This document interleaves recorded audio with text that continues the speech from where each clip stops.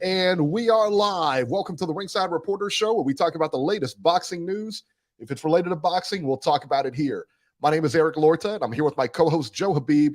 We got a great show for you today. And thanks so much for joining us here. We will be here. I know it's 11 o'clock this week. We'll be here at 11 a.m. this week. This is what we like to refer to, Beeb, as giving back to the UK, right? This is what we like to refer to as giving back to our UK brothers. And I know they're watching the show. Instead of having them at midnight, they can watch us earlier. So, Beeb, a big thank you to the UK. And I know you have your flat out there. They love us out there. Yeah. And this is UK Appreciation Month.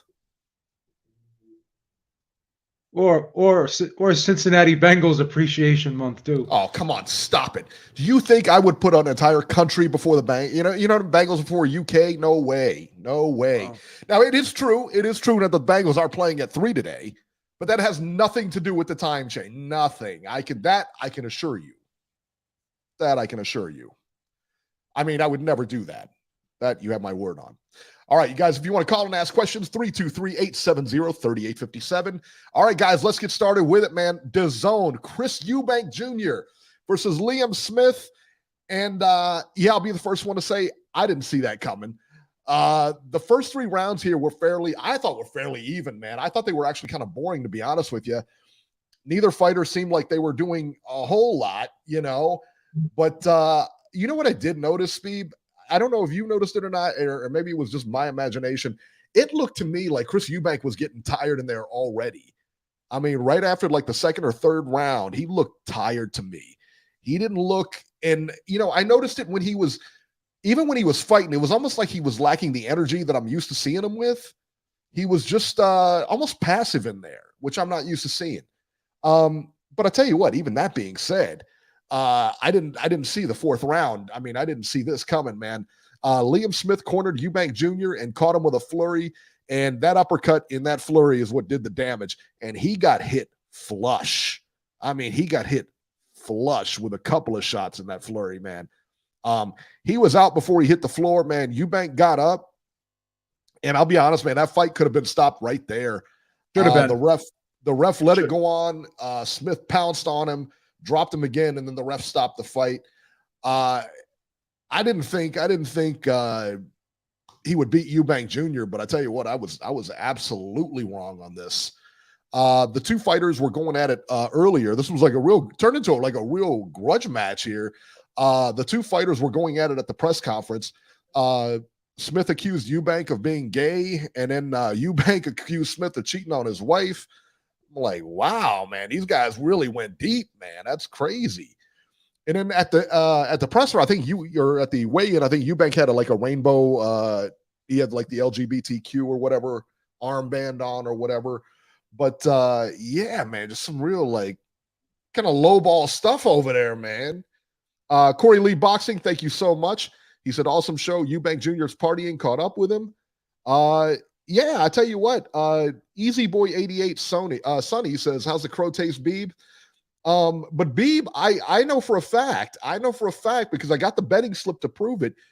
Beeb actually took Liam Smith in this one. No. He took Liam Smith. I love your loyalty, but you don't have to cover for me. I thought Eubank Jr. was going to blitz him. You screwed up, Beeb. I'm not going to lie. I want you to say it. Well, we have investors. We can't put out false financial information. I mean, I have to tell the truth.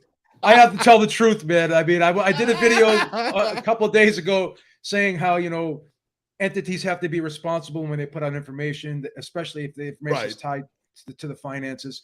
Sure. So I can't, I'm bound by contract law. I can't do that. Let me just say this real quick. D-Style put out a post. I don't know if it was yesterday or today, but it was really good. He said that Canelo's wins are aging like fine wine. And he's right. Yeah. I mean, Liam Smith, they thought he was finished. I thought he was finished after that Canelo fight because he didn't put up any resistance against him. And then you watch him against Eubank Jr., let me ask you a question, man. How did you have the fight scored in those going into that 4th round? I had Smith up 2-1. I thought Smith was doing the more of, they didn't seem to me to really be, I'm gonna be honest. I had Eubank up 3-0. A lot of people did. A lot of people, and I saw it the other way boxing too. scene. Where they have Smith Boxing scene had a 3-0. D-Style Yeah. had Smith winning the first round, and the second two went to Eubank Jr. Yeah. I thought, especially in that third round, Eubank was starting to get his rhythm. He was landing some uppercuts. And I agree, in the beginning of the fight, I do think Eubank kind of was a little bit less aggressive, more calculated, tried to measure him from the outside, whereas often he'll come in the mid-range and try to load up that left hook or those uppercuts, which he started doing in round 3.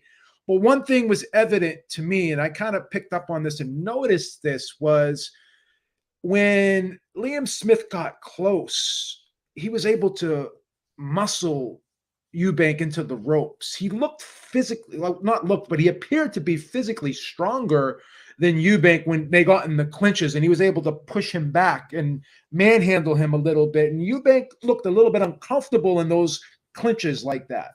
I tell you, that's a great point too, man, because like I said, I expect if Chris Eubank is a physically strong dude. You can tell he's a strong guy, man. Yeah. Liam Smith was muscling him last night, man. Liam Smith looked like the bigger guy in there. He looked like the stronger guy. He just looked passive today. I don't know. That's the best way I can really describe it, man. Yeah. That's the best way I can really describe it, man.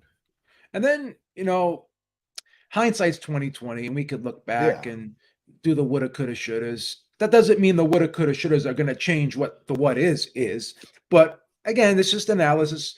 And it was mentioned about how excessively tight, like in terms of his physique, he looked like there was probably very little body fat on him. So you have to ask yourself, at this age, is 160 the best weight for him? Because he looked so dry and lean, didn't look like he worked up a sweat at all. And then he also went through that camp where he had to get down to 157, although the fight didn't happen. He still had to put that work in and deplete himself to try to get to that weight. And in the 13th hour, that fight was canceled, but he still went through pretty much a full camp for that fight. So you have to question if that had any effect. But we don't want to take anything away from Liam Smith because this was the performance of his life.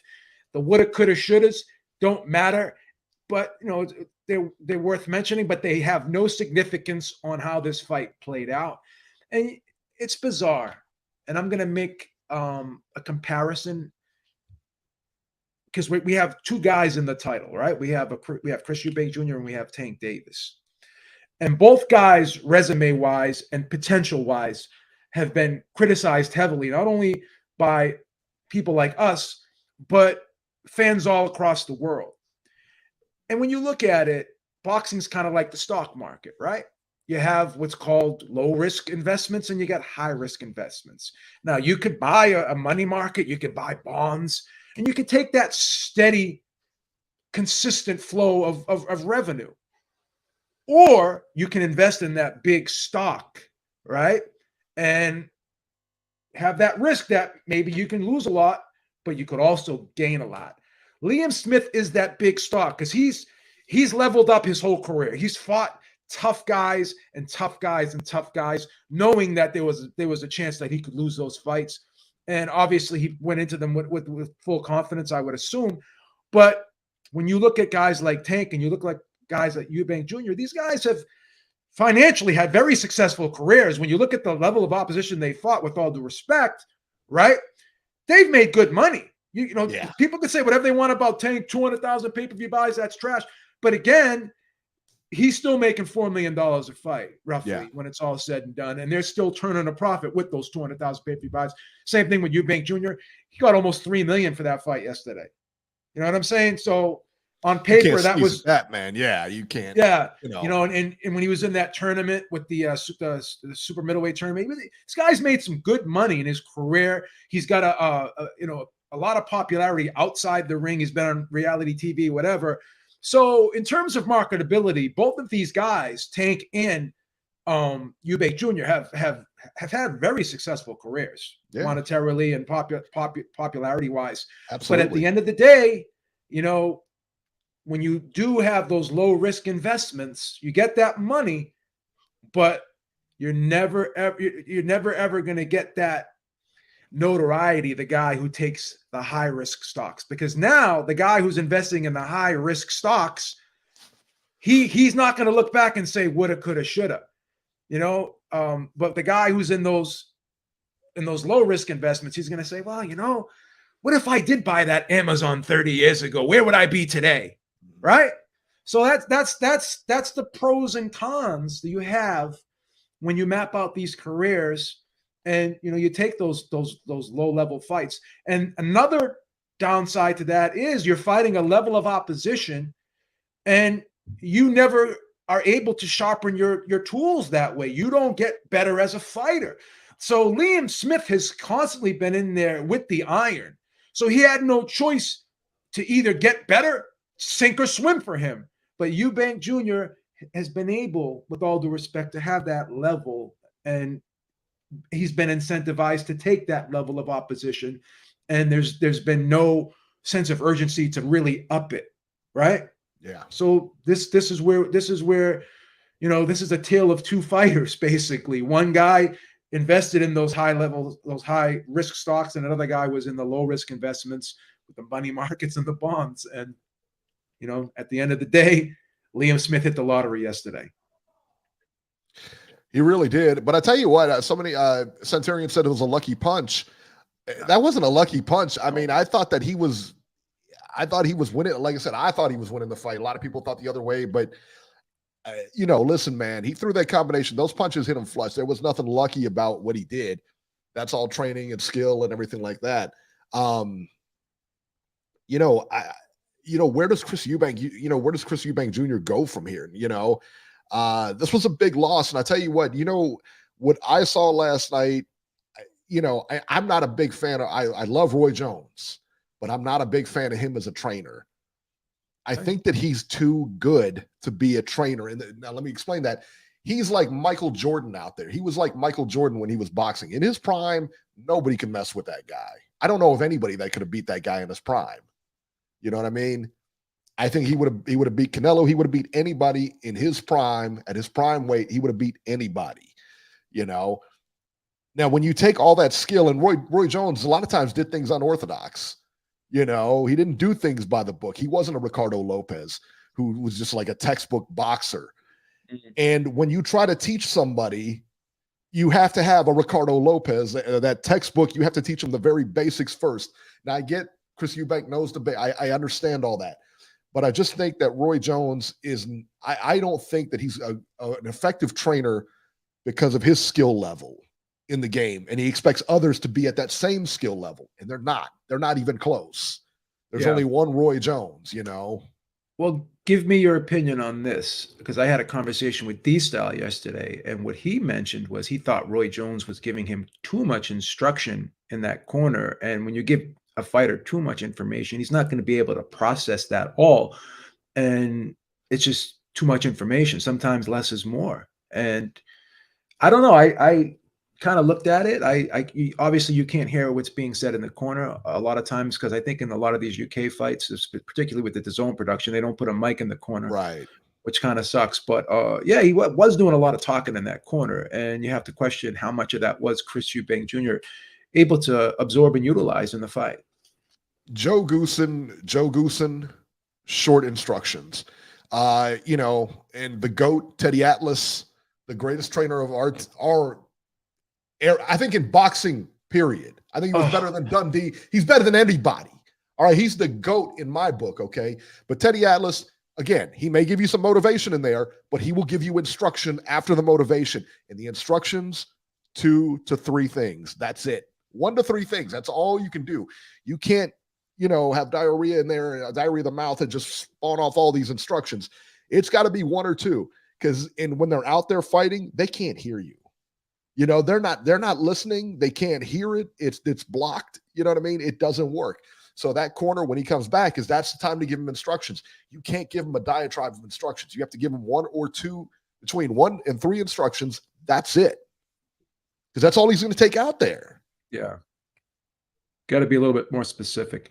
And here's the thing. You asked a great question. Where does Eubank Jr. go from here? Well, this is going to sound ridiculous, and I know I say a lot of crazy things, and I'm going to say another crazy thing that people can say, Beeb, what the hell are you talking about right now? But in losing, some of these fights that were out there for Chris Eubank Jr. actually become more marketable because now they're more competitive on paper, right? So this Conor Benn fight becomes even bigger now. This rematch with Liam Smith becomes even bigger now, right? So from a monetary standpoint, this could be good for Chris Eubank Jr. But here's the thing: this was a guy who had a certain swag about him. His whole persona was based off of pride, a little bit of, I don't want to say, well, I'm going to say it, arrogance, you know, and in a tasteful way, but arrogance, confidence, whatever. And it was arrogance. Even in his losses, he could say, well, I've never been hurt. I've never been stumbled. I've never been down. And even when I lost, these fights were still competitive. So now he's lost that. I think his image has been shattered in a million pieces right now. And I don't think anything could put him back together. Now, I've always liked him as a personality, as a character. He's an entertaining fighter. He's very, very entertaining in and out of the ring. But now, in the way he lost, I think his image has been destroyed somewhat. His persona has been destroyed. Now people can turn around and say, hey, you know what? You really did underachieve here. You really never did live up to a tenth of what we thought you could be. You're not your dad, right? And obviously it's not fair to compare him to his dad, but it's the nature of the beast. We're going to do that, right? We're going to do that. So, yeah, I just think that moving forward, I think he's done as a fighter. I think I think retirement is an option. I think retirement is a big option here because I think when he got up and I saw his legs like that, that was neurological, man. And it reminds me like of Roy Jones when he got knocked down and knocked out in those fights, and you could see his legs were gone in those fights. I don't think that Glenn Johnson fight, especially. Yeah, that Glenn Johnson fight, especially, because you can look at the Tarver fight and say he just got caught. But that Glenn Johnson fight, he was beat up for 9 full rounds. That was a one-sided drubbing, man. It's one thing getting knocked out, like Pacquiao got knocked out against Marquez, and just being short-circuited. Yeah. But when you get up and your legs are like that, and I think that's neurological. And maybe the years of staying at 160 for so long, and 33, maybe that drained him, maybe that weakened him, maybe that took some miles off his career. That's again a lot of woulda, coulda, shouldas. But I think he's done. I think he's done as a fighter. He's not supposed to lose. With all due respect, Liam Smith's a solid fighter. He's not supposed to lose to Liam Smith. Liam Smith is a solid fighter, but Liam Smith is not the same fighter he was a few years ago. That's not the best version. I mean, that's not the best version of Liam Smith, for sure. Yeah, and you're not supposed to lose to Liam Smith, with all due respect. Taking nothing away from Liam Smith. And if you lose to Liam Smith in that fashion, I think he's done as a fighter. But here's the thing. Here's the catch-22. There's still a rematch, right? There's still a Conor Benn fight.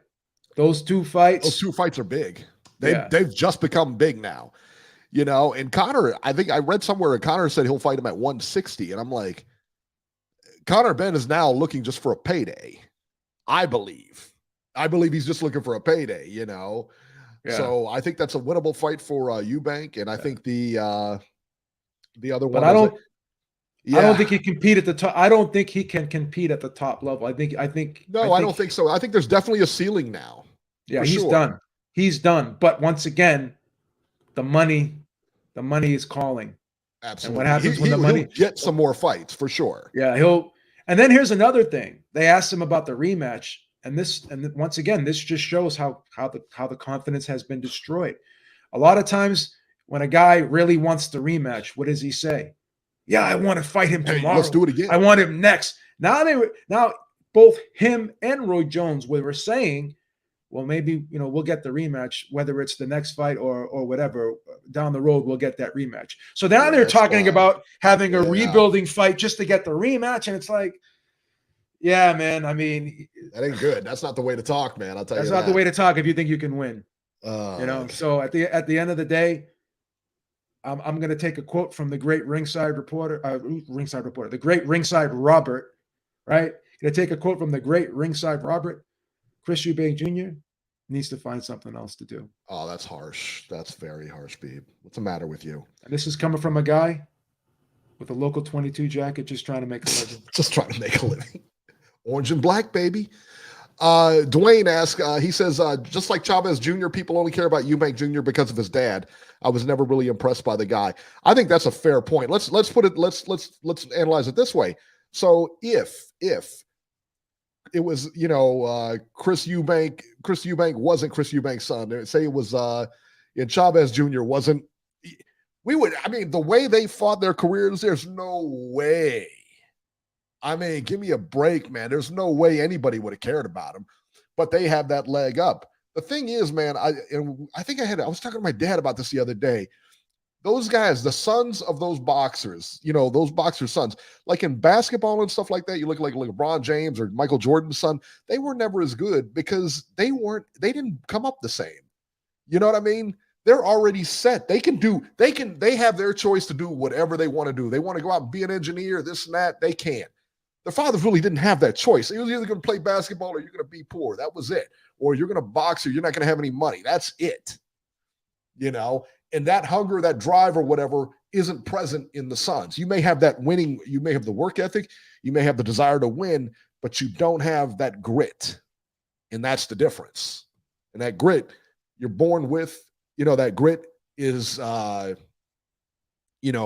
you have as you grow up, as you get older, your surroundings galvanize that grit, and I don't think either one of those two had it. So, yeah. So the guy that starts from nothing and becomes a millionaire, as opposed to a guy who inherits a lot of money. Yeah. There's always going to be a different mentality, a different mindset, different hunger, right? That's it. So that's it, man. It is what it is. It's the reality of the situation. On the undercard here, we had Joseph Parker versus Jack Massey. Parker wins a unanimous decision, 96-93 twice and 97-92. And Richard Riakporhe, I think it's Riakporhe. Yeah, Riakporhe. Yeah. Riakporhe versus Krzysztof Glowatsky. He knocked out Glowatsky in the fourth round. I was shocked Glowatsky's still fighting. I really am. I was shocked. I thought he was gone a while ago, in Miami, Florida last night, Bermain Stavern fought Jonathan Guidry. Wow. He's still around. How about he's still around? After that second Wilder fight, how anybody let him fight again? And it's not that he was knocked out viciously. I don't really care about that. Because that happens. But the way he showed up in that fight, the way he carried himself in that fight, like he didn't want to be there. You could tell he didn't want to be there. So why he's still fighting, why anybody's sanctioning this guy, I don't know. But he lost last night. I believe he lost a decision to Guidry. And Guidry, I believe, is 18-1 now. I think. Don't quote me on that, but I think he's about 18-1. So kind of an up-and-coming heavyweight, I guess. All right, let's talk about some of the upcoming fights here. Let's go to the schedule. See what we got.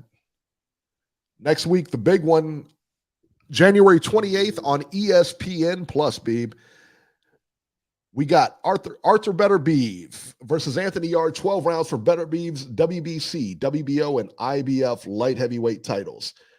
On the undercard here, Artem Dalakian versus David Jimenez, 12 rounds for Dalakian's WBA flyweight title.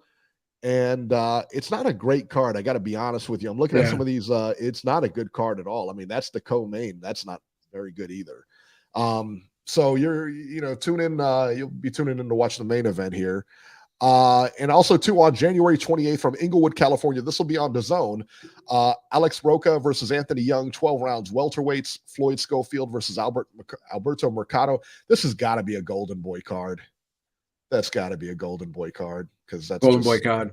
Yeah, that's just It's funny when you say that because every time you say it, it's like it is a golden boy card. Right. Yeah. You know, it's just it's a drizzling, you know what, and it's got to be the golden boy card. Undercards keep getting worse and worse, man. They need to do something really bad, man. You know, and Bob Arum, Don King. Where's Don King at, man? I know he was probably at the Stavern fight last night, but he's promoting Bermain Stavern. He ran out of fighters. There's no more Julio Cesar Chavez, Felix Trinidad's anymore for him to promote. So this is where we're at. Oh God. Like him or not, man, he put on the best cards. He did. He put on the best cards. I know he stole a bunch of fighters' money and everything like that, and I know he was an airhead, and I understand thief and everything like that. But man, he could put on a card. I mean, those cards that he put on like 80s and 90s and stuff, unbelievable. Beeb, Arthur Beterbiev is what, 38 years old? Yeah, he's getting up there, bro. And looks like the cream of the division right now, him and Bivol. Anthony Yard was knocked out by Sergey Kovalev. With a jab. Jesus. What a jab. He seems to be tailor-made. For Beterbiev. However, when you're 38 years old, I don't care what kind of shape you're in. I don't care how young your body feels or is. You're 38, getting in there with a guy, who's young and strong. And anytime you step to those ropes, after the age of 35, anytime you step through those ropes, you could actually look 38 when you get in there. Yes. I'm gonna set myself up for a big fall right now, which I love to do because I'm gonna change my name to Drama. King Drama is my new name. All right. I'm gonna make a statement right now, and I mean this with all sincerity. I am actually genuinely afraid for Anthony Yard next week. This is going to be one of the most one-sided, devastating losses that we've seen in the last 10 years. This is going to be a destruction next week. I don't think this fight is going to be remotely competitive, and I think Anthony Yard is going to get hurt next week. And I'm actually worried for him.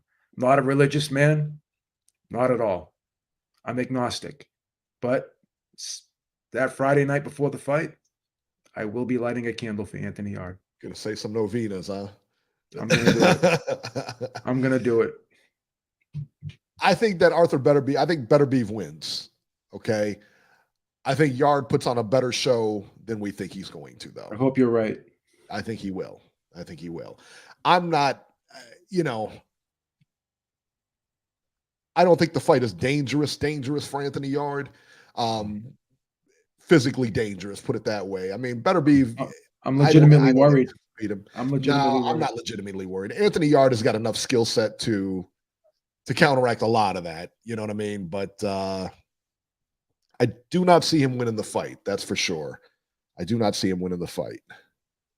Dwayne asks, would you guys trade, speaking of Ohio, he's talking about Ohio, would you guys trade Al Heyman for Don King? Immediately in a second, moves. Yes. We don't have to. Let me tell you this. This is why I call it Title Town. Here. Al Heyman, Ohio. Don King from Ohio. They're both from Title Town, Daddy. Both of them. How about that?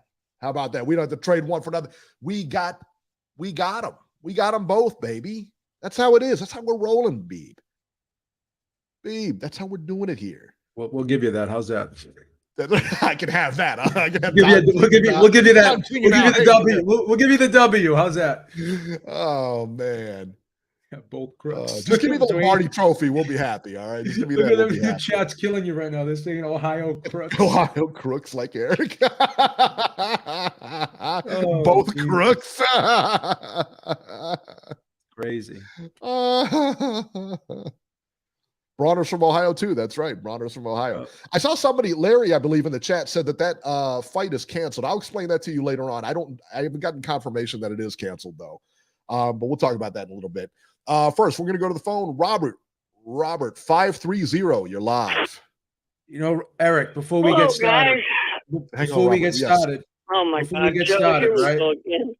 He just woke up. I called Mrs. Herrick last night and told her about the time change, because she likes to make Robbie those pancakes with the chocolate chips in the morning.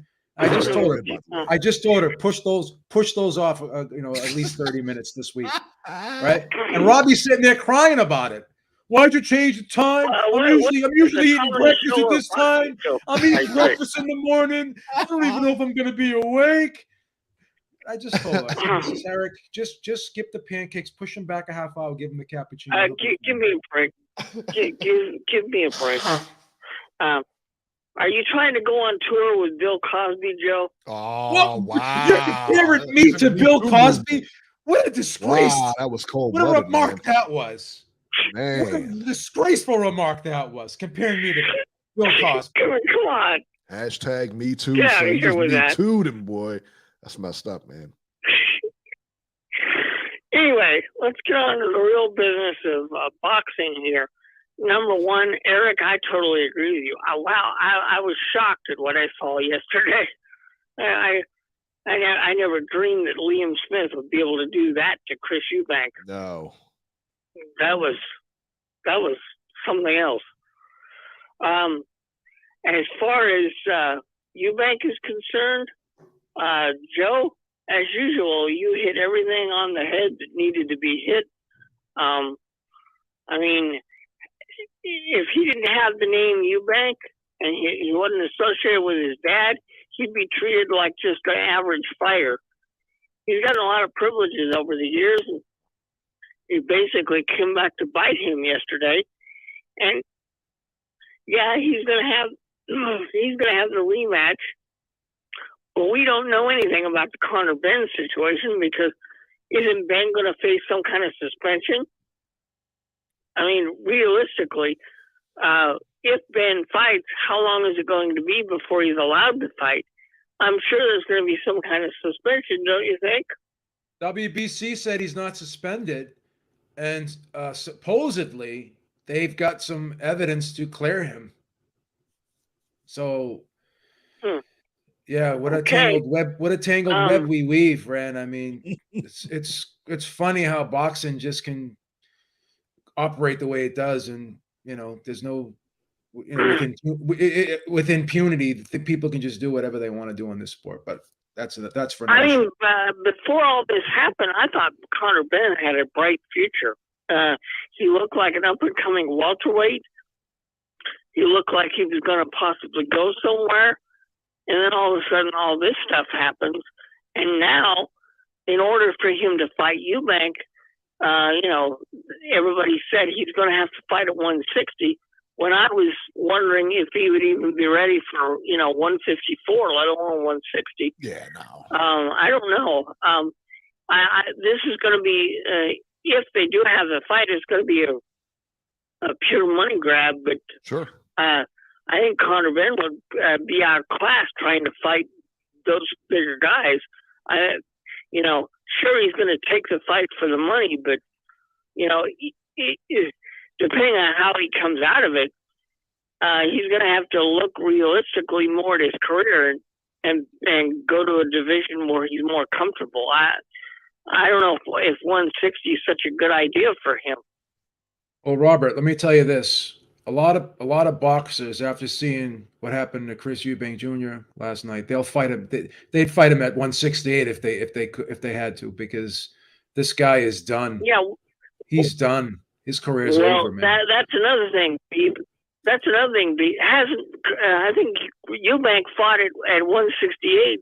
I mean, he fought at 160 more than he fought at 168, but obviously he needs to be a bigger weight if he's going to continue fighting anyway, because he did not look comfortable at the weight yesterday. He really didn't. I thought he looked sluggish at the weight. I thought it looked to me anyway. Again, it was just my eyes. Right after the second round, he looked tired to me. And I don't know if it was just the way he was fighting or what. Like, he almost looked like he wasn't there that night. Well, I don't know. Let me ask Robbie the question that I put out earlier in the show. Even though that fight with Conor Ben did not happen, he still went through that camp training to make that 156 or 157. It was supposed to be 157, and I do think that had an effect on him. Yeah. So did that drain him? I think we saw. Go ahead, Robert. Yeah, I think it drained him quite significantly, and you know, he can say, "Oh no, it was no big deal," but yes, it was a big deal because you fought your entire career at either 160 or 168, and then you agree just for money to go down to a weight that you've never fought at before. Come on, Robbie. Come on, Robbie.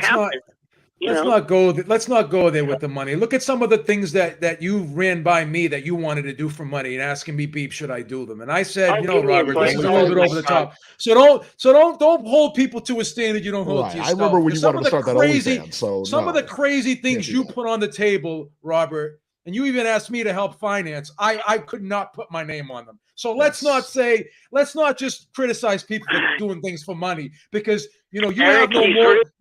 Your morals can be questioned when it comes to money too, Robert. Please. Let me just break in here real quick. He's dreaming again. He's dreaming again. D-Style, thank you so much, brother. He says, let's go. And he's got a spell. I think he's got a spell check probably. He meant to say, let's go Bengals. So there you go. Let's go Bengals. I appreciate that, D-Style. Thank you so much, brother. Robert, go ahead. Yeah, that's gonna be a good game this afternoon.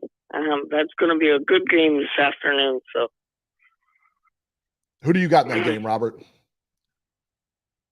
I like both teams, but in my football contest that I'm in, I took the Buffalo Bills. Yeah. But I expect it to be just like the Buffalo Kansas City game in the playoffs last year. I think it's going to go to overtime, man. We already beat them once. This season. I know. The regular season doesn't count. No, we beat them once this season. The game wasn't allowed to be continued. And what was the score of the game? What was the score on the NFL's part? Wow. It was 7-3 when it happened. Right. Who was leading? Who was leading? I don't know. I don't remember. Please tell me. Cincinnati. Oh, that's right. We were. I forgot about that. Eric, 7-3. Let me tell you this. 7-3, and the game ends. Continue. 7-3, and the game ends. Yeah. Typically, I don't know how you guys do it over in California, but here in Titletown, we take the higher score wins in football. Okay, so if we got 7, the other guys got 3. That means we win, right? Win. Boom. That's it. That's how it goes. And you criticizing the NFL, the guy had a heart attack. His heart stopped on the field. Yeah, I know. On the field, son. You are cold-blooded, man. This guy, on the field. This guy, the lack of empathy this guy shows week after week for his fellow man is just the field. The guy. I mean, he's worse than Skip Bayless. He's worse than Skip Bayless. It's disgusting. I can't stand Skip Bayless, by the way, Joe. Well, guess what? You and him have a lot in common. You know that? Because you have no empathy for people. No, zero empathy. Get out of here with that. Dude. Get out of here with that. Dude was lifeless. I mean, he was literally, they started to say, his heart stopped. He was dead. He was clinically dead over there. His heart stopped on the field. Eric, I know. I watched the whole thing. Well, apparently you didn't watch it close enough because you wanted the game to continue. Like, what? Come on, man. No, I'm saying they should have continued it later, Eric, not that night. Are you nuts? That's what you just said. You just said, and how are they going to continue it later? How are they going to continue it later? You know what I'm saying? They did the right thing. They did. Well, listen, nobody likes the way it was shuffled out, but listen, I like the fact that he didn't play that game. I like the fact that, it shook out the way it shook out because, a guy's life is way more important than the game. I don't care whose team you're on or whatever. A guy's life is way more important. No, I agree. Please. I agree. But I think the Bengals organization got screwed over. You already said what you said. Don't try to walk it back now. Don't try to walk it back now. You already said what you said. Because if Cincinnati would have won that game, Eric, they would have had home field advantage today. Still cares about the game. Still just talks about the game instead of the life. They did win the game because, again, it was 7-3, and, again, the higher score wins. D-Style, thank you so much. He said, Robbie is like the ref in the Eubank-Smith fight. Just letting it go on, man. You know what Robbie would have done? Robbie would have picked up Eubank and said, threw him back out there. That's what Robbie would have done. This guy has no heart, man. What did you think of that stoppage? What did you think of that stoppage, Robert? I thought he could have been stopped. I thought that fight should have been stopped. Honestly, I thought the fight should have been stopped when he got up, and he couldn't. I mean, you see, he was all over the place. Yeah, I agree with you. Because Victor Loughlin, he's a good referee, and I was shocked that he allowed that fight to continue, because when Eubank got up and you looked at his face, you could tell that he was hurt. I mean, didn't it come out later that he has a broken orbital bone? I haven't heard that. I mean, that I don't know. That I did not hear. But yeah, his eye. I know he looked pretty beat up. Yeah, he was pretty beat up, man. So yeah. So, no, I would have stopped it. Right away. All right. All right, Robert, we're going to get running here. Go ahead. All right, see you later. All right. Don't let him say anything else. He said enough. Don't let him say he said enough. He said enough. He said enough. Despicable character of that man. If Eric keeled over on a live stream, Robbie would demand Eric carry on and discuss what Eubank Jr. does from here. Robbie, we're going to cancel the show today. Eric had a serious injury. The show goes on. You can't do the show from the hospital bed? Fucking guy, man. What's wrong with him? What is wrong with him? Robert's hardcore, man. Robert's old school, boy. I tell you what, Jesus Christ. He's old school, man. All right, let's talk about the news and rumors here. Ryan Garcia, Beeb, I'm happy to hear this. Ryan Garcia and Tank Davis agree to fight. I know you're skeptical, but I'm a glass half full kind of guy. Well, Oscar De La Hoya took to social media to announce they signed the contract April 15th. Quote, the devil's in the details. De La Hoya wrote on Instagram, April 15th, let's go. Beeb, is the fight going to happen? 0 chance. I've contacted some jails in the Baltimore area. They don't even want to sanction it. They don't even want to let. They're not going to let it happen. No penitentiary, huh? No penitentiary. Fight. Nothing. Oh, no one disputed. No one disputed in the jail. It's not happening. I mean, he's going to see some time out of this, but do you think he's big enough he's big enough. He's a big star. He really is. In Baltimore, they know him he's got to be a household name in Baltimore, just like Bronner. Everybody knows Bronner in Cincinnati. But yeah, I mean, he's got to be the same way in Maryland, no? Let me float something out there, right? Because a lot of people are looking back at that Mayweather situation and how he was able to get a fight in before he actually served his time. And Nevada said, well, he means a lot financially to the city, so we're going to go ahead and let him fight. But here's the thing, man. That was a while ago. Now, with the Me Too movement and all this stuff going on, honestly, it doesn't matter if you assaulted a chick, It's like no, we're in a different time now, where I think that it's not going to be accepted that if he gets sentenced and he's still allowed to fight, like that, it's not going to fly this time. In other words, so if he gets sentenced, they're not. I mean, I don't think they're gonna give him any leeway. They may say we want him to report to jail immediately. Why should we let this guy make money after doing what he did? This guy's had a history of paying off settlements after assaulting people. Why are we going to keep allowing this guy to make money and not be an upstanding citizen in society? Why are we going to reward this guy for his inappropriate behavior? I think they're going to throw the book at him. I think he may do 6 months in 6 months in jail. Wow. At the very least. You do. It's a good point, because like I said, I mean, he's being, any normal person would not get this benefit. You know what I mean? We wouldn't even be talking about the benefit. You or I, we're going to jail. That's it. Period. End of story. We're probably still in jail. You know what I mean? So I don't know, man. I'm kind of inclined to agree with you here that he will be found guilty. I think, there's a lot there. And I think that trial, I think he's going to do some time out of this, man. And Eric, let's put this together. Let's just put this together. Let's kind of timeline this a little bit. So the judge for the hit and run case heard the testimony from the woman who had the gallbladder surgery, and it moved her. And she said, no, there's no plea. And then after that, the domestic violence thing comes out, right? Yeah. And now the DA for that case is that's still open. That case has not been closed, right? I thought it had been closed. Yeah. No, it has not been closed. It's still Okay. open, right? They're still investigating it. There's no formal charges, but it's still open and it's being investigated, right? But legally, they can't really take that into consideration if the case is closed. Once the case is closed, because she's not going to cooperate with them. But once again, as I said before, a lot of times the court and the police are prepared for this because, as I said, 80% of the victims do recant. So they're going to look at us. They're going to look at as much evidence as they can. Yeah. Again, I'm not saying that's going to amount to anything, but what I'm trying to do here is kind of tie it all together. So the judge from the other case, obviously that has nothing to do with this, but she's saying to herself, this guy is just a menace to society because there's like a pattern of behavior here that just doesn't stop. And people look at it, they compare this to the John Jones situation. And I said this before, and I'm going to say it again. John Jones pled guilty. He apologized. He came out with a statement and he apologized. Tank Davis, even though paid settlements out to three of the victims in this accident, he pled not guilty to those other 14 charges, right?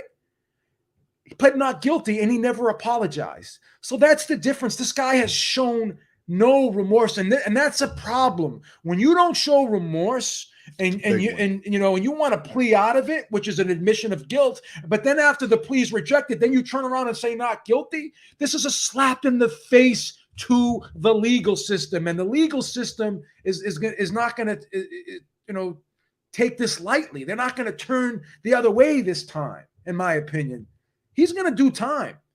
Yeah. And he's going to probably have to report to jail very, very, very shortly after the sentence goes down. Why should this guy keep getting passes? He's a menace. He's a menace. He's a menace. He's not a good person. I'm sorry. That's my opinion. He's not a good human being. He's not. Sorry. He's a good boxer. He's not a good human being. Yeah.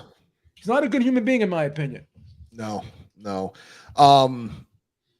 He does have, I tell you what, though, having Showtime behind you, having all this stuff behind you, that makes a huge difference, though. It really does. You could be right. What you're saying is not out of the realm of right.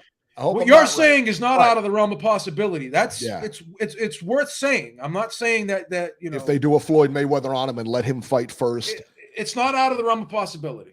But I'll tell you what there's really no difference because he was on criminal charges as well. He wasn't paying anybody off. He wasn't, he just went to jail. And the same thing here. But now there's a precedent for it. You know what I mean? So if I'm his lawyer, if I'm his attorney, man, I'm going in there. We did it for this guy. Why can't we do it for this guy? You claim he brought in money. He's bringing in money. He's, but that's the other difference. The other difference is Floyd fought in Nevada. That's where he lived. Yeah. All right. So he's bringing local money in. I could argue that he's bringing local money in. Davis is going to Nevada to fight this. I would assume the fight's in Nevada. Yeah. So that's a whole. So you can't say, hey, Baltimore, he's bringing a bunch of. He's not Floyd Mayweather either. He's not Floyd Mayweather either, obviously, too. No, Floyd Mayweather at that point was a household name. He had been on, Dancing with the Star, all that other stuff. When old ladies know who you are because they watch TV, then you're famous, man. That's just it. He's not there yet. He's not there. So it'll be interesting, man. Yeah. Let's talk about the buy rate, man. So Gervonta Davis and Hector Luis Garcia, 200,000 to 225,000 according to Boxing Scene. That's a good buy rate. That's a very good buy rate, man. Tank is a draw. If Tank can do this with Hector Garcia, right? Because nobody's tuning in to see Hector Garcia. I mean, Hector Garcia, nobody knew who this guy was. I mean, we knew who he was. We knew his last fight, but I wasn't paying for that fight. I know, you know what I mean? Like, I'm not tuning in to watch that fight because I know it's going to be a mismatch. He's, Tank Davis is like the A side with any fight now, even with Ryan Garcia, he's got to be an A side. I would say so. 225,000 pay-per-view buys. That's not, listen, man, that's not nonsense. Data Ender says it's fake news. Hey, show me the reports, son. Show me the reports where it says, that's all he got. First reported at 60,000 buys. Again, show me listen. I got legitimate sources that are saying this. Yeah, Boxing Scene is a legitimate source, son. It is. Again, and I'm gonna say it. If you guys believe anything that comes out of Rick Glacier's mouth, then I don't know what to tell you, man. I feel sorry for you. What's the matter with you? I feel sorry for you. Listen to Rick Glacier's logic. I know a lawyer that is involved with the sponsorships. Once again, D-Style and myself, we did a video on this, right? And Tanks has been doing 200,000 pay-per-view buys regardless. That's his sweet spot, right? Yeah. Now people want to argue, well, that's not even a good number. But once again, what are you comparing it to? If you're comparing it to Floyd Mayweather and Canelo Alvarez, yeah, okay, then maybe it's not that. But that doesn't mean it's not good. It's not successful. If the guy is being guaranteed 1.5 million and his opponent's being guaranteed 300,000, and the pay-per-view is generating $20 million, then it's a win for everybody around. Like, let's stop it. And here's the problem. Because it's working, it's gonna be done, and it's not gonna stop being done, right? So pay-per-view is never going away, right? It's not going away. And they're gonna continue to do that, and we're gonna continue to complain about it, but 200,000 people are going to continue to buy the fight. So it is what it is. Anyone that thinks that fight sold 61,000 pay-per-view buys and they're believing that someone could get that information in 2 days, there's 444 cable companies in the United States alone, notwithstanding digital platforms as well as satellite companies. And now people have so many ways to order fights. To collect all that data, it takes weeks. Right. And even then they can still do projections. So for anyone to sit there and say a lawyer that knows someone who does this, come on, that's ridiculous. It's ridiculous, guys. Oh, well, Boxing Scene's owned by CBS, who owns Showtime. Again, CBS is a publicly traded company. They can't lie about that stuff. They cannot lie about it's illegal. They cannot lie about any information that is attached to anything financial. They can't do it because they're being publicly traded. The trouble they could get in for doing that. And why would they do that anyways? CBS is gigantic, right? Why would they lie about something that again, $20 million is nothing to sneeze at. But this is a multi-billion-dollar company. So why would they have to lie about something like this? Right. It just stop. Rick Glacier is a clout chaser, right? He's a liar. He's a liar. That's harsh. He's a liar. That's harsh. All right. Harsh. And follow the breadcrumbs. He does this only with PBC events because he hates PBC. He never releases numbers for any other promotional company's pay-per-views. Right? So again, these journalists, unless you get it from a press release coming from the distributor of the event, then don't believe it. If you want to believe it, then do it at your own peril because it's just not true. It's not. That is the bottom line. It's not true. There it is.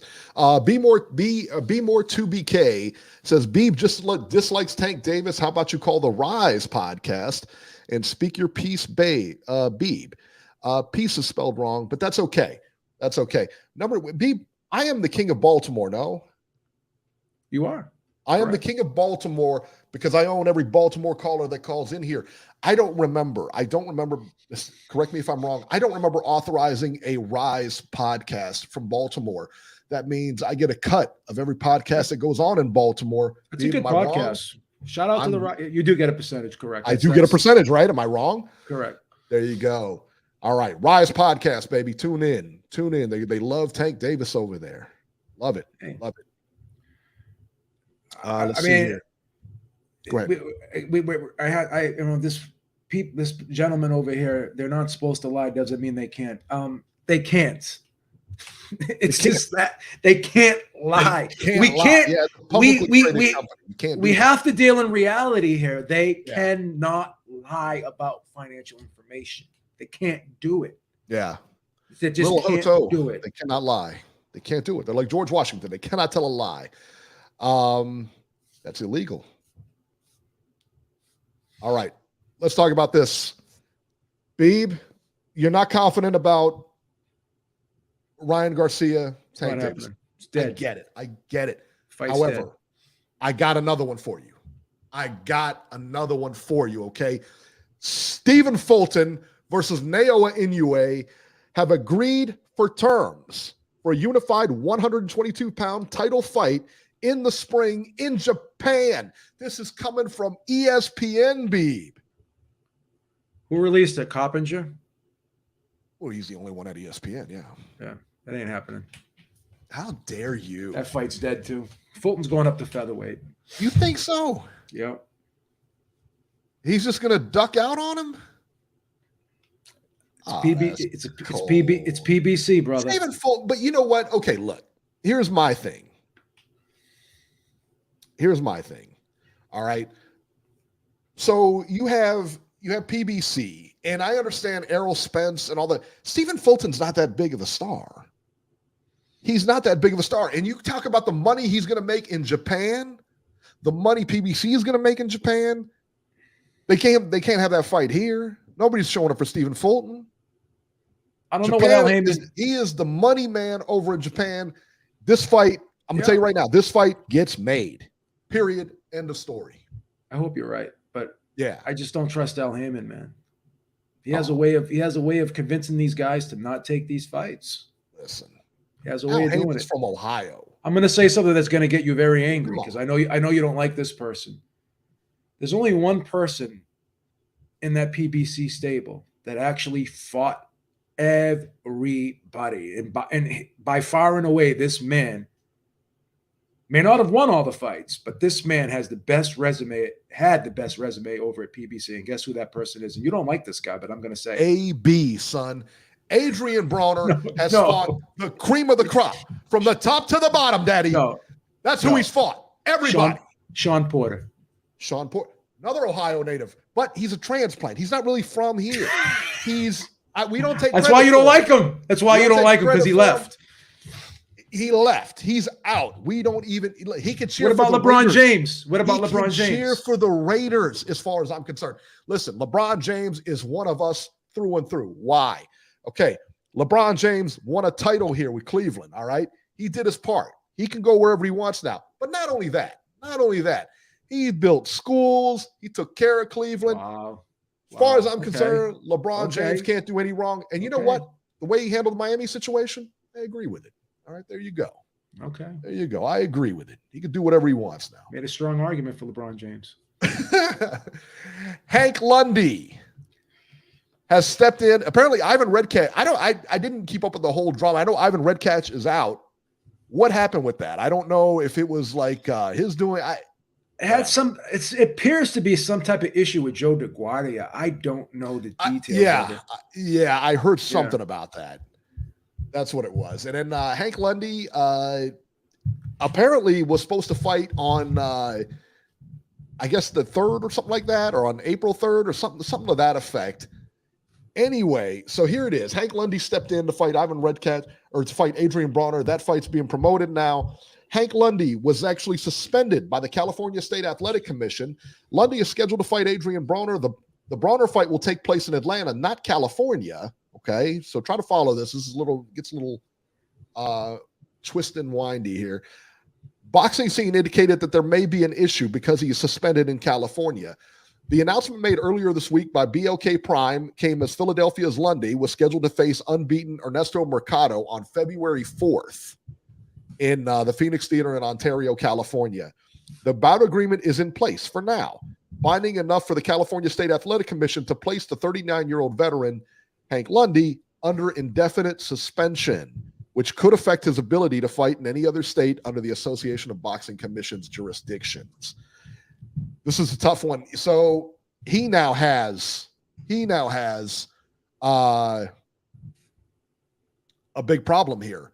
Now, somebody in our chat said that fight has been canceled. I can't find any confirmation that the fight has been canceled. Okay. But I'll tell you what, this could be one of those things, because if the California, he's got a bout agreement.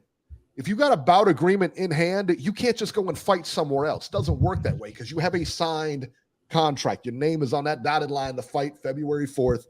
You cannot fight somewhere else without breaking that contract or having that contract dissolve. You know what I mean? You can't do it. So this is a tough one. This fight may very well be canceled, but that promoter, whoever the promoter is, and I think Lundy said it in his he wrote out I don't know, something red promotion. I don't know. I'm not going to. It's crazy. If they don't let him out of that fight, he's in breach of contract. He can't fight anywhere else. So will they be? He was saying that the fight's not happening, and he's like thankful that the fight's not happening. This is his words. I don't know. Again, I don't know the legalities behind any of this, but I'm just we're quoting him. He basically said that if he were to fight, that he wasn't going to get paid because the promoter of the event is known for not paying their fighters, and he insulted them. So I don't know. Apparently, they have a lot of lawsuits pending against him, according to Lundy.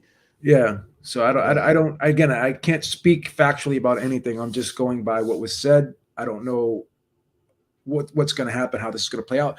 And again, there's been no new opponent announced for Adrian Broner, so we don't know what's going to happen here. We don't know what's going to happen.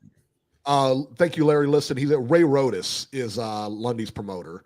And he's also he mentioned, just like we did, he also has problems with this promoter. Data Ender said, my boy Lundy is going to give Broner problems. I tell you, this was a good fight back when both of these guys were in their primes. This was a solid fight, man, because Lundy has the style that bothers Adrian Broner. Lundy crowds you. He throws a lot of punches. He likes to get in tight. He's a great fighter. But I think Lundy is a little bit past his prime, right? You would have to argue that both of them are past their prime, but Lundy is probably further past it. More so, yeah. Than Broner. However, I will say this: Lundy has been more active than Broner. He hasn't been winning, but he's been more active, and I think that does say something. It's not a gimme fight. I'll tell you that. It is not a gimme fight. So there you go. Jose Garcia says, I say Sandor Martin beats Tank at 140. He will run like Floyd to victory. I don't know. Tell you a fight that's happening. David Benavidez versus Caleb Plant, set for March 25th. It's official, Beeb. It is a Showtime pay-per-view. I might have to buy that one. I'm buying it. I think that's a good one. Let me ask you this. I'm going to throw a crazy question at you. Yes. Could that fight do above 300,000 pay-per-view buys? No. Does it do at least 200? I think so. I think it does. Especially with David Benavidez, Mexicans draw. Can draw. They draw a lot, man. And anytime you have a Mexican fighter fighting, and David Benavidez is a pretty well-known Mexican fighter. That's what I'm saying. I think a lot of Mexicans love David Benavidez because of the way he fights, man. Correct. I think he could do 2 to 250. Yeah, absolutely. I don't see it going in that 3 range. Yeah, 250. Yeah, I think so. I think that's doable. I think that's going to be a big fight. Yeah, I think it's going to be good, man. Yeah, I still like Benavidez in this. I still like Benavidez, and I like him big in this. Yeah, I like him too. It's not a crazy. I would be shocked if Caleb Plant won, but I give him a chance. He's a live dog for sure. Yeah, absolutely. If you guys are out there, hit the like button. If you guys are listening to this or watching this, make sure to hit the like button, man. Just show us some love here. Got a lot of people watching. I don't have that many likes, man. Come on, let's get the likes up, man. So hit that button. I'm not asking you to work in a coal mine. Just hit a button. It's real easy. This Beeb, I'll tell you what, this kind of surprised me, and it kind of didn't. Edgar Berlanga leaves Top Rank. I thought they've done a good job with Berlanga. I definitely think that Berlanga has a ceiling, though. After watching his fights, watching him fight, I think Top Rank did a good job. But I think that I think the Top Rank knew that there's a ceiling on this kid, because they wouldn't have just let him go. You know what I mean? So his manager, Keith Connolly, has fighters in DAZN. He's got fighters at PBC as well. Listen, man, everybody thought Berlanga, he had that knockout streak going and stuff like that. And I think that actually hindered him more than it helped him. I really do, because now when, he bit that guy, remember he bit that guy in that one fight and everything like that. I mean, he didn't look good. he hasn't looked good in a while. Once they stepped up his competition, he hasn't looked good in a while. B, what do you make of this? One thing I can say about Bob, and I've had conversations with him about specific fighters. And yeah, he had that Cuban light heavyweight, the guy that beat Alito Alvarez. He had him under contract. Yeah. And we were talking about the contract a little bit. And I said, well, so if Alito Alvarez loses, does the contract change? And he said, of course it changes, right? So what I'm guessing is they looked at Berlanga, and they probably reassessed their opinion on him in terms of how much potential he has, and he didn't live up to their potential. So they probably maybe adjusted the numbers if they were going to move forward with him, and he probably didn't like those numbers and he moved on. So I guess what I'm trying to say, to make a long story short, is if you don't perform over at Top Rank, they're not going to just pay you just to pay you. And maybe they felt that he wasn't performing, up to the expectations that they felt he should have been. And a lot of us don't think he lived up to his expectations, right? No. So maybe they just decided, hey man, we'll move on from this guy. He's not what we thought he was going to be. And we'll see what happens. Listen, man, if you and I could sit here and see it, they see it. Exactly. You know what I mean? Yeah. If they see this kid, we're both looking at this kid like, we want to see him face some competition. I want to see him grow a little bit. And as soon as he encountered any kind of resistance, it was over for him. Yeah, he didn't look good. He did not look like a good fighter. I mean, and that's why I said, we would watch him in these knockouts and we would see skill gaps. We watch skill gaps in here. It's tough because he's excited. He's going for the knockout. I get it. But again, once he slowed down and then started to box, those skill gaps become bigger and bigger. It doesn't, I was surprised that he left. It sounded like he kind of did the breaking up there. Well, once again, like he probably wanted something that they couldn't give him, and they're not going to, like I said, it's not a charity. It's not a charity foundation over there. If you don't perform, you don't get paid. It's that simple.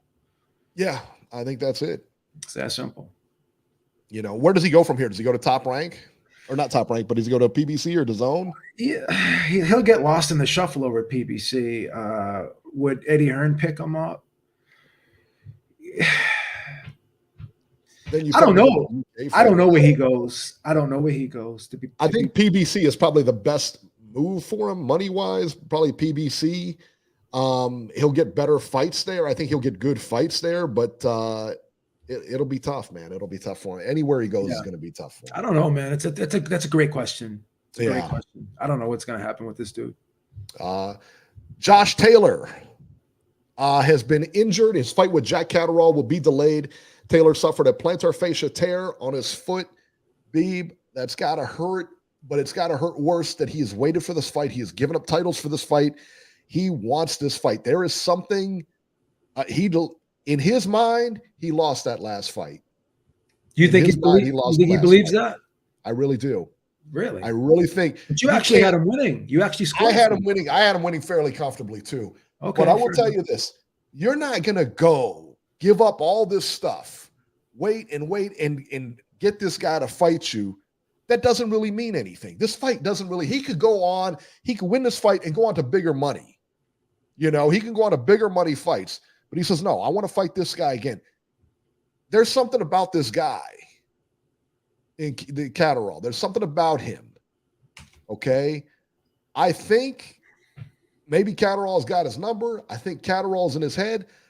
I'm concerned about this rematch a little. Go ahead. There's two things why he can't walk away from this. Number one, I agree. Catterall is in his head 100%. Every time these guys every time he just looks at Catterall, see, like he went at him the other day. They were both at the fight yesterday, and he went at him. He just doesn't like. He has a disdain for this guy. Something about this guy Catterall. He does not like him at all. Catterall, I don't think he cares one way or the other. I just think that he's just wants to fight, and whatever it is, it is. But that's number one. So I think that's definitely a determining factor in him not being able to walk away from this fight. Here's number two. We hear all the time from fighters and people alike in any walk of life. Oh, I don't care what people say. I don't care what people think. That's totally 100% bullshit. Nonsense. Yeah. That's absolutely. nonsense, because people do care what other people think, right? And there's a large group of people, particularly in the UK, that believe, right, he lost that fight, and they go as far as saying that was the robbery of the year. I disagree. I had Catterall winning by the slimmest of margins. I don't have a problem with him getting that decision there. I don't have a problem with him getting the decision, Taylor. That doesn't bother me one bit. It was a close fight. Could have gone either way, in my opinion. But over in the UK, you got guys like Adam Smith, who works for Sky, saying that was one of the worst decisions he's ever seen. And it's being plastered everywhere over there, right? And it was, listen, man, the fight was close. I didn't think it was that close. I thought that Taylor won fairly comfortably. That was not a robbery. That was not but listen, that's what's being pasted everywhere he goes, everywhere he looks, everybody he talks to. Yeah. So it's in his head, man. He can't walk away from that. Do you think he wins a rematch? I was going back and forth with it, and shout out to Ring IQ, because he was making some good points. He almost talked me into it, but nah, I think Catterall wins. I don't like the fact. Wow. I don't like the fact that how badly he struggles to make 140, and he's a big guy. He's a tall, big guy, right? Yeah. Now, again, if the chess pieces at 147 move around, and a lot of those guys go up to 154, like if Spence and Crawford go up to 154, do I think Taylor could beat guys like Boots, and do I think that he could beat some of those guys up at 147? Virgil Ortiz? No, I do not. Yeah. So I think he's damned if he do, damned if he don't, right, in this situation, because I think he's going to have a lot of problems at 147. But once again, is it better for him to go up to 147 and be comfortable from a weight perspective, but be at a skill gap disadvantage with some of these guys, or is it better for him to kill himself to make 140, where the skill discrepancy is not as different, and you could argue that he still may be the best fighter at 140. I think Prograis would beat him in a rematch, but again, that's just my opinion. So that's the dilemma you have. Do I go up to 147 and be comfortable from a weight perspective, but be at a disadvantage with the level of talent up there, or do I stay at 140 and kind of grind it out trying to make weight?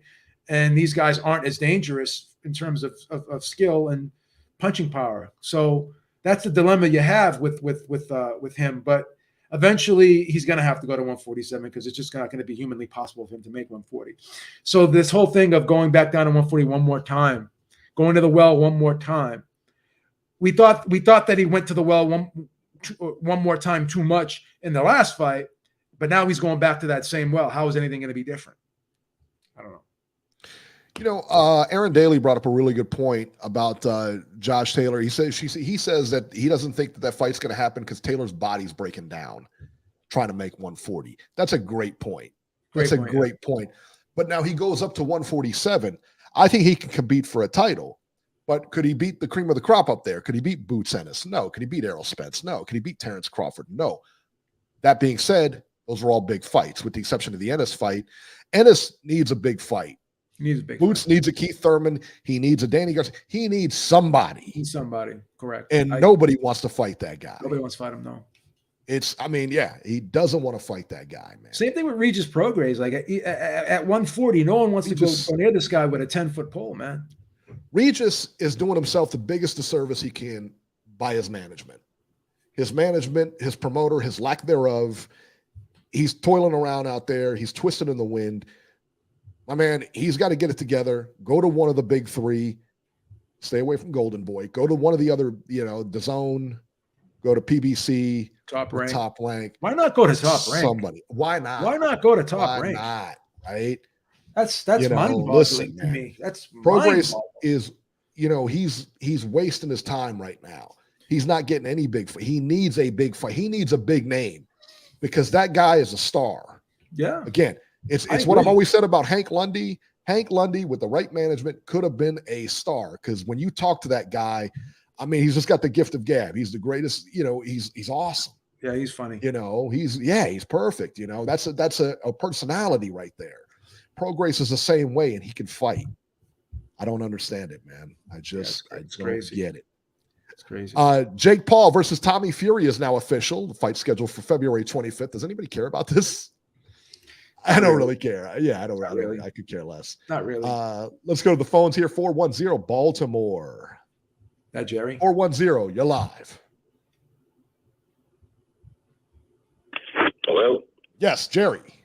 What's up, Jerry? Yeah, what's up, guys? What's happening? How you been, brother? Who released the numbers for the Mayweather or the Tank fight? I got those from Boxing Scene. Boxing Scene said they confirmed it. It kind of reads like a Showtime press release, basically. Yeah. But it was Boxing Scene. Yes, correct. Correct. I don't trust the pay-per-view numbers. I'm in that group. I know when Tank fought Isaac Pitbull Cruz, they wouldn't release the numbers. They said that it was rumored that it was right around 60,000, and they wouldn't release the numbers. And they said at that time that they don't release numbers. Showtime, if they come out with an official statement regarding the numbers, I tend to believe that. Boxing Scene, no, sorry. If the fight did 200,000 pay-per-views and the purses are what was reported, at least in my view, that's not a win-win. That's the fighters getting jobs. And these promoters, especially PBC, they have to be made to understand that if you want fans to pay $80 for a pay-per-view, it has to be a marquee matchup. They're just getting ridiculous over there at PBC. And Garcia, he's a good fighter, but he was moving up, not much punch power. I mean, I like Tank Davis, and I've always supported boxing. I don't try to stream fights and stuff, but I just, enough with the pay-per-views where basically they want you to pay every time a fighter you like fights, regardless of the opponent. And that's not a win for fans, in my estimation. And, Well, I mean, regarding listen, here's the deal, though. We talk about numbers. I mean, either we're going to believe it or we're not going to believe it. If I read it on Twitter, I don't know if I necessarily believe it. But if I read it from a credible source, Dan Raphael, to me, is a credible source. Boxing Scene is a credible sourse. I believe. We could say, okay. Well, I don't believe any of the media. I believe. Okay, then who do you believe? Yeah, At that point, you're just making up facts. Then, correct? I believe Boxing Scene over Rick. No, I didn't make up a number. What I'm saying is I don't believe Rick Glazier. I don't believe Boxing Scene. Okay. Steven Espinoza and Showtime makes an official statement. That I would believe, but I don't believe. Well, Espinoza did make an official statement. Boxing writers. Espinoza did make an official statement. Espinoza did make an official statement. Oh, he did. Yeah, he said when those numbers were released at 61,000, he said that we did multiple times that. That's what he said. But he didn't. Okay, but he didn't put a number.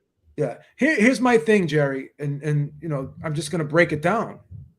Now, these guys are in the business to make money, right? And again, I am not co-signing on what they're doing, but I understand what they're doing and I know why they're doing it, and they're going to keep doing it because of this. If the total payout for the fighters is 1.8 million, then you look at the undercard. The undercard's probably 50. If you look at all the fighters on the undercard, that's probably another 500,000 there, right? So you got $2.3 million, right? If you're generating $20 million on an event, and you're only having to pay out 2.3 million, and you give your percentage to the cable companies, which is 40%, you give Showtime the 10% they're getting. Everyone's winning here, Jerry, except for us, probably the fans. And that's what I'm trying to say is these guys aren't dumb. They know what they're doing. And Showtime actually saves money here by putting it on pay-per-view because it saves them in production costs.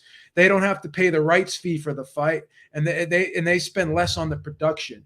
So from a monetary standpoint, everybody's winning here. And if Showtime is giving Boxing Scene, which is owned by CBS, and CBS owns that website, and they're putting out those numbers. Once again, and I say this, and I stand on this, and I believe, and it's really irrefutable. If you're a publicly traded company, and you're releasing information that's tied to financial information as well, you can't lie. You can't lie. It's a federal crime. That's why I have no problem believing Boxing Scene's article, and it's pretty much a press release, anyways. Now, again, I mean, people can believe what they want to believe, but just take into account what I'm saying here. You know, they're owned by CBS, which is a publicly traded company. They can't lie when it comes to financial information. And let me just jump in here too. Let me just jump in here and kind of piggyback off of that. So you have CBS, Showtime, and Paramount. They're all kind of owned. You know what I mean? They're all looking to own. They're all the same type of company. They're all the same company basically. They're all under the CBS banner. So as little, Beeb, how much would you say percentage-wise boxing is with those companies? As far as the numbers of money boxing brings in for those companies, it's got to be minuscule, right? Probably less than 1%. Probably less than 1%. They're making billions of dollars. Right. Why would you Paramount? Yeah, Paramount Plus is everything. It's huge, right? It's off the charts what they make. Why would you, as a publicly traded company, fudge these numbers and get yourself in trouble? And again, for less than a 1% share of what you do, the money is not in boxing here. Yeah, and keep in mind, Jerry, 0 cents. Keep in mind, Jerry, $20 million to them is a drop in the bucket, bro. That's nothing. That's nothing. It's nothing. Well, then, if all that's true, then why didn't Steven Espinoza put the number? Why would he leave it to a website? He did. He said multiple times. Yeah, he put no, that's not a number though. That's a gray area. That's saying, you know, multiple times means something. Who knows what it means? Here's what it is for me. When I hear it from Showtime, that's when I'll lend some credence to it. Otherwise, I'm not, because I've been down this road before with pay-per-views. So the guy who reads the newspaper, you're the type of guy who like reads the newspaper and doesn't believe a word what's in the newspaper. You have to trust someone. No, I'm the type of guy that believes what comes from the horse's mouth. I believe what comes from the horse's mouth. I don't believe what the promoters say. I don't believe what websites say. That's all. And that's all I got to say about that. I do want to talk a little bit about the fight last night. That was an upset.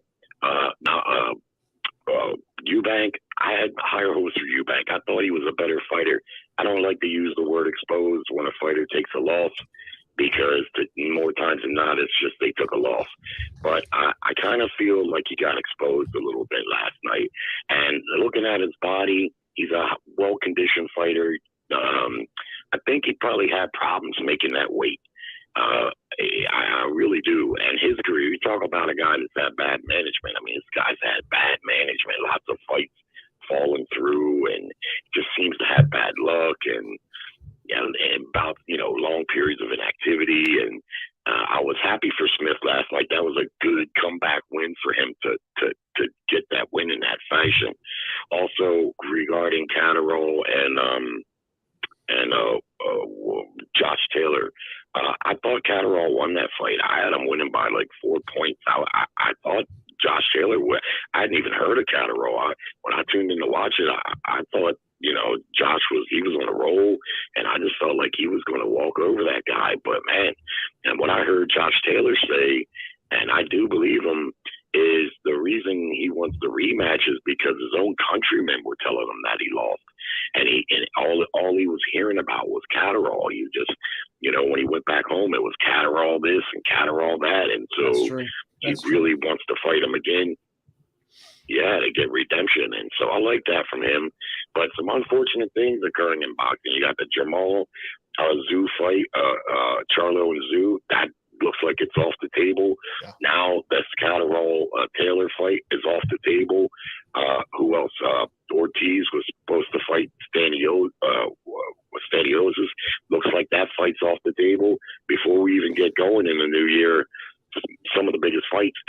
like you guys in a sense that I got very little faith that this Garcia Davis fight comes off either. Yeah, I think that fight's dead in the water, to be honest with you. Well, didn't Stephen Espinoza, didn't he say in that interview, he says, you know, that no contract, because they were talking about De La Hoya signing that contract that they signed isn't really you know what I mean? That wasn't a contract, Derek. It was a term sheet, and then De La Hoya's, it was a term sheet, and he's lying, saying it was a contract. He's a good because no contract is going to come out, like Stephen Espinoza, no contract is coming out until after that trial. Well, apparently, according to fighters who fought over there, Ishe Smith was one of them. He says oftentimes they don't sign the contract to the day of the fight. Yeah, that's what he said, and Espinosa confirmed that as well in one of the interviews he did. So, which was shocking to me. But he said that Gervonta Davis fight just recently, that didn't get signed till like a day or two before. Yeah, and it's so I had no idea. People like to hang on these things called agreed to terms. And again, that's just someone reading a term sheet and saying, yeah, this looks good, that looks good, whatever. And it's very vague because there's like we could agree to 3 terms, but there's maybe 20 terms in that contract. So the way things are worded and manipulated just so people can get excited and get attention brought upon themselves, and websites can get clicks and fighters can clout chase. It's not official till they announce it. Yeah, I mean, until a contract is signed and there's press conferences scheduled and the date and venue are set. And again, if this is going to be done for April 15th, like at least with this Fury Usyk thing, they have dates. They also have people bidding for the fight. There's actually movement going on there. That the likelihood of that fight happening, in my opinion, is very, very, very light. Is very positive. But this whole thing with Tank Davis, it's in Vegas. I mean, let me ask you this question. Go ahead. But now there's a lot people don't know, myself included, about fight contracts. I mean, let's face it. We know boxing is corrupt. And things happen, and a lot of times the fans don't know. But it for me, just from a pure business perspective, it would be hard for me to imagine that contract of officially binding both fighters legally committing to a fight. You got to think that prior to a fight, all kind of money gets spent on advertisement and training costs and things like that. It doesn't seem like investors, promoters who would be investing this money would put that money out without that final binding agreement that says, yes, you're definitely going to be there. I'm not saying Espinoza's not telling the truth there, but I think he may be cherry picking a few incidences where that has happened that way and trying to act like it's the norm. Because like he also said in that interview that fighters fight a lot of times with no guaranteed purse. That's not what I believe. That's not what I believe at all. And lastly, when it comes to Bud Crawford, imagine this, and everybody's kind of taking their side on that situation between Bud and Spence. But imagine you're one half of the most highly anticipated welterweight fight since Manny Pac and Mayweather, and the promoter tells you there's no guaranteed purse. You have to rely entirely on the back end. In this day and age of boxing where boxing's very unpopular and people are streaming fights, it looks like at almost a 50% clip. And they tell you that you're going to get, at that point, you think they would have said at least a 50-50 deal if it's all back end on the net profit, but they tell them 35% of the net of the back end. Bud Crawford should have walked right then and there. Imagine if he was still represented by Bob Arum and the people at PBC told Bob Arum that deal. He would have laughed in their face. So I don't blame Spence because Spence isn't the one making that deal, but I damn sure don't blame Crawford for moving on from that. That was a sucker deal if ever there was one. Yeah. Anyway, that's all I got. All right, Jerry, we're going to bounce, man. Thank you so much for the call. I don't understand. So why does he believe that and not believe – why does he pick and choose like that? I mean, like, well, that's what he believes what the contract is, but here's the problem. You know what I mean? You didn't see the contract. Here's a pugilism. Let me run this here. I'm sorry. Pugilism says it. He says everybody wants the truth, but doesn't want to accept the truth, and he's 100% right. Go ahead. Here's the problem, Eric. A lot of people are acting off of emotion, and here's why. Everyone is upset that these fights are for pay-per-views, right? Yeah, and they're upset that they're being asked to pay $75 to watch Tank fight somebody like Hector Garcia. So their opinion's based off of emotion. He just told on himself during that phone call. What did he say? I don't think that we should have to pay for these fights, this, that, and the third, how bad this is for boxing, blah, blah, blah, blah, blah. So he's already biased against having to pay for this fight. So yeah, he's going to want the thing to fail because he's mad at it.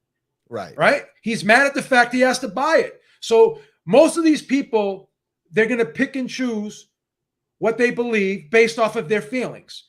I don't like paying for it, but again, I cannot take logic away from this discussion and just ignore it, right?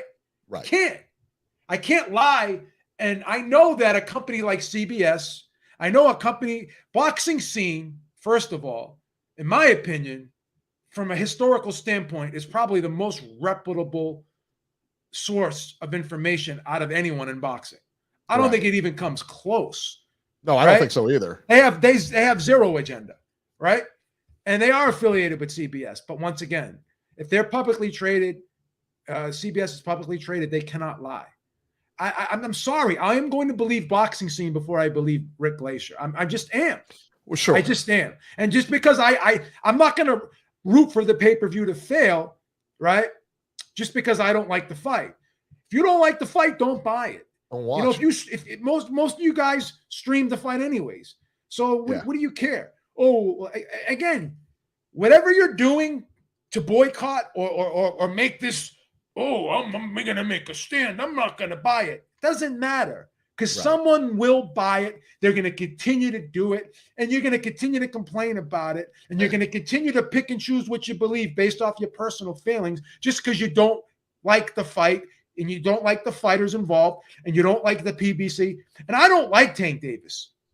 I don't like him. I think he's a bad person, right? But I'm not going to lie and say he's a bad fighter because I don't like him. I'm not going to lie and say he's not financially a successful fighter. I'm not going to say he's not popular within a certain fan base. I'm not going to say that he can't generate 200,000 pay-per-view buys. I'm not going to say that they're losing money. I can't lie about things that are just not true. Because I don't like somebody, because I'm mad about because I don't want to pay $75 for a fight. I don't like fucking paying what I'm paying for gas, right? But am I going to say that fucking gas company is extorting money from me, or they're a criminal operation, or this is a friggin' backdoor deal that's going on? I mean, I'm not going to lie about things just because I'm not happy with a situation. So you got to be men about it. We got to be men and stop fucking formulating opinions based off of fucking emotion. Right. That's where Jerry drives me nuts, is he comes in and he'll disregard every fact we have, all of our sources, everything like that. But then he'll interject something that means absolutely nothing. Like, where are your sources coming from? Your head. That's it. You know what I mean? Either you're going to believe the facts or you're not going to believe the facts. And when we report something, we report off of credible stuff. Boxing scene is credible. ESPN is credible. That's just the way it is. Like it or don't. That's just the way it is. Again, but the boxing scene article doesn't cite a source or mention Showtime as a source. I can see the cause of doubt. It doesn't. It's a press release. It's basically it's not an article that someone had to editorialize. They're reporting information. It read an awful lot like a press release, I'll tell you that. It's a press release they copied and pasted. Once again, I worked for a website before. I had my own website, ropadoperadio.com. I used to get press releases emailed to me all the time. I used to edit press release. I used to edit articles for Ness when I was over at the Boxing Voice, and I would get articles, press releases all the time. And what did I put there? Rope-a-dope radio staff, theboxingvoice.com staff, because None of the writers had to write that article. It's a fucking press release. You guys are just, it's frustrating. It really is frustrating that you're just making, like, listen, you're making all this, you're formulating all these ridiculous things that just don't make sense. Let me tell you what I like about Beeb. Beeb is the king of conspiracy theories. He loves conspiracy theories. I do. But when Beeb gives me a conspiracy theory, I always call him an idiot, okay? But then he brings legit facts to try to support his argument. Now, sometimes they're great. Sometimes we can produce more facts against the argument. But we can have a legitimate debate about it. I can't have a legitimate debate with somebody who just calls in and says, well, that's not factual. This is factual. And it doesn't have a source. Can't do it. Can't do it. I explain everything piece by piece. Yes. I do research. And I'm going to come out and just say this. A lot of you motherfuckers out there are lazy bastards that just fucking have your favorite person that you want to believe and you hate the other guy. So whatever the other guy says, he's always going to be wrong. He can tell you the fucking sky is blue. You're never going to believe him because you don't like him. I don't like Tank Davis. He is not a good person in my opinion, but I do believe he's popular enough to sell 200,000 pay-per-view buys. I can. He generated a $5 million gain. Okay? His fights are always packed. Him, Ryan Garcia, and Canelo Alvarez, really the only ones that pack arenas anymore. It just is. Jerry, if the article was actually written by an author, you stupid, dumb fuck, why wouldn't the author put his name on it? You dumb fucking idiot who've never worked for a website in your life. You've never written an article for a website in your life, right? You have no knowledge of anything. You're just a person that has a fucking, you have a bone to pick and you don't like something. So all you do is act off of emotion, you dumb fuck. It was a press release. So if someone says to somebody, this is what the fight did, right? Why would a journalist have to editorialize numbers that were given to him? It's a fucking press release, you dumb fuck. You're an idiot. I am mad. You know why? And I'll say this, and I'll say it again. There's a point that breaks me every time. That when someone there's a level of stupidity that my mind will not allow me to accept, and this is why I go on these rants. This is why I go on these rants. When someone reaches a level of stu-fucking-pidity that I cannot fucking accept and register in my brain, then your stupidity was such a high level, right? That my logic meter just exploded, and this is what you have in front of you now because of your stupidity. And if someone gives you fucking information, if Eric says to me, I get press releases to this day from Bob Krieger, whatever, right? It's not my article. I'm not going to editorialize it. So why would you put a name on it? Why would you put a name on it? I used to do this for I was an editor. Call up Ness right now. Ask Nestor Gibbs. I was an editor for his website. I had my own website, ropeadoperadio.com. Ask Chris Carlson. And we would get press releases emailed to us every fucking day. And we get press releases every day here, you know? Even now we get press releases. We're not going to put a fucking someone's name on a press release. There's no need to do that. So you're going to, because you're mad that the fight was on pay-per-view, you are going to muster up every bit of fiber in your being to come up with the reason why everyone's lying that's saying that this fight did more than 61,000 pay-per-view buys. Just come out and say you want this fight to have done 61,000 pay-per-view buys because you're mad that it was on pay-per-view. You're mad that you had to pay for it, or so people had to pay for it. You're appalled at the fact that they charged $75 for this fight. Don't fucking buy it. But guess what? 200,000 people did. You got to like that, man. I'll tell you, and that's the thing. I wanted this pay-per-view to fail. I want every pay-per-view to fail. I don't like pay-per-view. I don't like paying for mediocre fights. It just is. But it didn't. I mean, 200,000, that's nothing to sneeze at. 225, 250,000, that's nothing to sneeze at. Eric, man. do I like Tank Davis? No. Do I like PBC? No. I'm kind of in between with Steven Espinosa. Some days I like him, some days I don't. I like Steven Espinosa. He's a friend of the show. He's a friend of the show. It's only because of you that some days I like him. But I don't have, like, if there was negative information to put out there that was unflattering, I would be the one that want to do it. I don't like anyone involved, but I know that a publicly traded company cannot lie on it. I trade. I have mutual. I know. Right. I deal with this every day. They can't lie. It's illegal. Do you know? So for a company that makes billions of dollars, as we already discussed, Eric, right? They're going to put their reputation and they're going to put their well-being on the line on a false number for $20 million. Right. $20 million to CBS is like $5 to me, to you or I, right? Not going to happen. It's not going to happen. It doesn't work that way. And just based off Jerry's comments in the chat, he lost. Yeah, these are big. You have nothing to support your argument. This is your argument. They're lying. They're lying, and that's it. The end. I'm explaining piece by piece why they can't lie, right? But you're just saying they're lying because I'm mad because it's $75 and I don't think it's worth it.